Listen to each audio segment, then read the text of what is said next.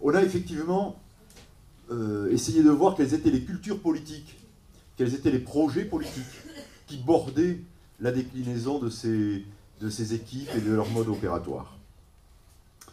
Voilà. Qu'en pensent les élus? Quels avantages ils y trouvent spontanément? Quelle est leur représentation, ou du moins l'économie générale de ces représentations? La première, c'est qu'effectivement, il y a une adhésion assez forte au principe d'individualisation, parce que nombre d'équipes politiques ont pu se confronter aux limites des formes collectives de partenariat avec les familles. Par exemple, la représentation des familles dans le tissu associatif sur lesquels s'adossent les équipes politiques, cette représentation est de plus en plus modeste, friable, fragilisée. Bon. Là, on est avec un dispositif qui, effectivement, permet d'espérer tisser un lien direct avec les familles. Les familles sont repérées. Bon. On n'est pas sur des constructions conceptuelles. On a quitté le champ d'un débat général sur les politiques éducatives pour être en lien direct avec des familles et dans un dispositif où ces familles sont littéralement incarnées. On peut éventuellement les toucher, les rencontrer. Elles ont un nom. On est dans des situations, on est dans des parcours. Ça, c'est le premier point qui fait l'intérêt d'un certain nombre d'élus autour de ce dispositif. La deuxième posture politique vise tout simplement à afficher la solidarité des élus aux côtés de l'école, aux côtés des familles, quant au traitement global de la situation d'échec scolaire. On a pu observer également une troisième posture, plus minoritaire, hein, mais que, comme on l'a observé à plusieurs reprises, on la restitue.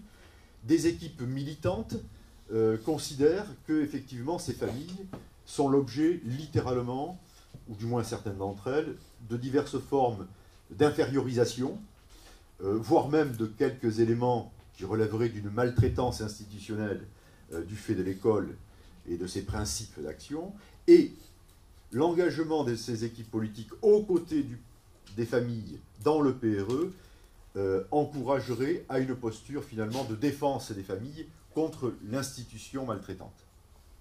Pour faire court, pour faire un peu schématique, mais on est sur ces principes-là.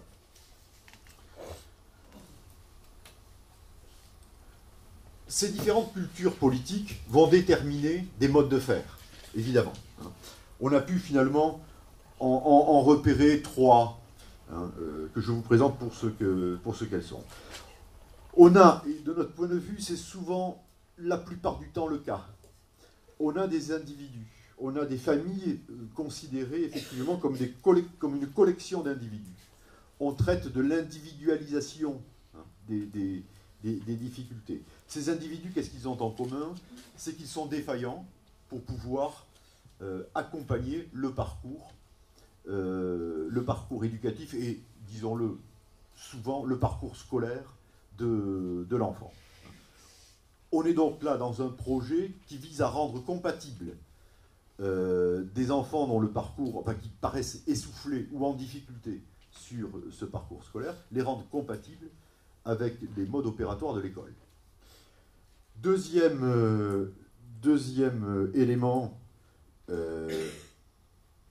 on a à la fois des individus singuliers, hein, qui ne se confrontent pas tous aux mêmes difficultés, ou aux difficultés avec la même intensité, mais on a bien conscience que ces familles constituent finalement quelque chose d'un groupe social, en tout cas ils partagent une expérience.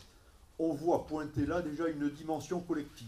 On n'est plus simplement sur la collection d'individus.